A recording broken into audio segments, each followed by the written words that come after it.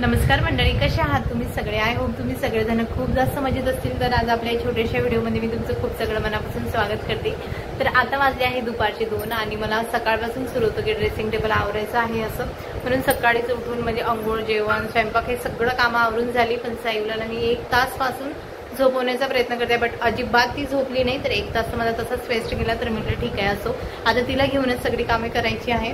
पण dressing table आवरणं म्हणजे कसं, तिला ते मेकअपचं किंवा बाकीच्या काही वस्तू दिसल्या की मग ती काय करते, तिची खेळणी वगैरे सगळं सोडून देते आणि त्याच्यासोबत खेळायला लागते। मग जीवावर आली की अजून काही ती खेळणी म्हणजे मेकअपचं सामान वगैरे ते सगळंच बाहेर टाकून देते। तर म्हणून तिला पहिले झोपायचं असं सुरू होतं, बट ती काही झोपली नाही। तर म्हटलं ठीक आहे, आता तिला घेऊन सगळी कामं करायची आहे। तर आता वेळ न घालवताना व्हिडिओला सुरुवात करूया। सोबतच काही मला इयरिंग्सचे तुमच्यासोबत कलेक्शन वगैरे होते ते पण शेअर करायचे होते। चला आता।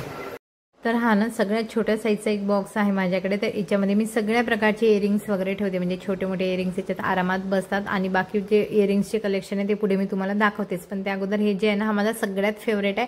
म्हणजे नवरात्रीमध्ये ड्रेसवरती, साडीवरती कशावरही मॅच होतो आणि दिसायला खूप छान दिसतं। नंतर हे जे इयरिंग्स आहे ना, हे लग्नाआधी मी घेतलेले आहे तेव्हा खूप छान दिसायचे। आता त्याची थोडीशी कुठेतरी पॉलिश असे डिम झाल्यासारखे वाटते मला।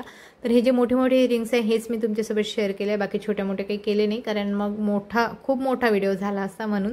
नंतर मग हे जे आहे ना, याच्यामध्ये म्हणजे जे डायमंडचे मंगळसूत्र वगैरे असतात ते ठेवले आणि खाली एक छोटीशी डब्बी होती त्याच्यामध्ये मी कॉटन टाकलं आहे, म्हणजे त्यांनी ना जे डायमंड्स असतात ते लवकर काळे वगैरे पडत नाही आणि छान राहतात त्याच्यामध्ये।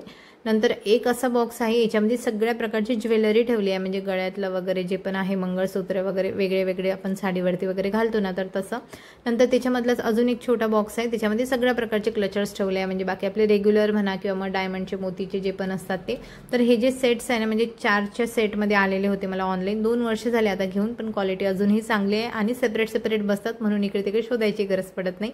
तर याच्यामध्ये मी सगळं असं ठेवते, म्हणजे ज्वेलरी वगैरे, म्हणजे एखाद्या वेळेस कुठे जायचं आपल्याला असलं तर मग कसं एकाच याच्यात सगळं शोधत बसले की मग एकही वस्तू सापडत नाही, सगळा पसारा होऊन जातो। म्हणून मी असं सेपरेट ठेवते, क्लचर वेगळे, इयरिंग्स वेगळे, पुन्हा ज्वेलरी वगैरे वेगळी, म्हणजे मग पटकन सापडतं।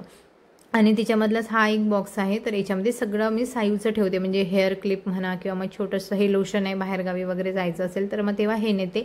आणि काही आपले हेअर बँड्स, क्लिप्स वगैरे जे पण आहे छोट्या मोठ्या गोष्टी ते याच्यात तिचं आरामात बसून जाते। म्हणजे तिचं माझ्या ह्याच्यात, माझं तिच्या ह्याच्यात असं नको, म्हणजे वेळेवरती तिचंही सापडते, माझंही सगळ्या गोष्टी सापडतात। नंतर हा जो छोटासा आरसा आहे ना, हा माझ्या लग्नामध्ये मला आला होता, तर तेव्हा तर मी काही जास्त यूज नाही केला, पण याचा भरपूर यूज मी साईजसाठी करते। म्हणजे कुठे बाहेरगावी वगैरे जायचं असेल तर पॉकेटमध्ये वगैरे हा आरामात बसतो आणि क्वालिटी पण खूप छान आहे, मला खूप जास्त आवडला होता।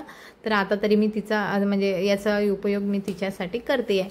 नंतर ही एक बॅग आहे, ही पण ऑनलाईन बोलवली आहे, पण याच्यामध्ये कसं आहे सगळ्या गोष्टी एकत्र बसतात आणि बाहेरगावी जर जायचं असेल तर मग ही बेस्ट आहे, म्हणजे हीच नेते मग मी, बाकी एवढे सगळे बॉक्स वगैरे काही नेत नाही।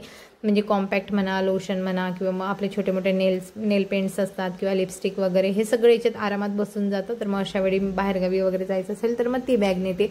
असं छोटंसं माझं जे ड्रेसिंग आहे ते मी असं ऑर्गनाईज केलं आहे। आता लॉंग व्हिडिओ जर तुम्हाला बघायचा असेल तर नक्की कमेंट करून सांगा, मी तसा लॉंग व्हिडिओ पण तुमच्यापर्यंत पोहोचवेल। नंतर खूप जास्त डोकं दुखत होतं, कारण मग ते सायूचं तिला सांभाळा, पुन्हा ती ज्वेलरी इकडे तिकडे सगळं होत होतं, प्रचंड प्रमाणात डोकं दुखत होतं। तर म्हटलं चला आता चहा तर घ्यायला आज मला कोणी सोबत नव्हतं, तर म्हटलं आज चला दूध टोस्ट खाऊया किंवा दूध खारी वगैरे। तर असा आजचा दिवस होता। चलो बाय।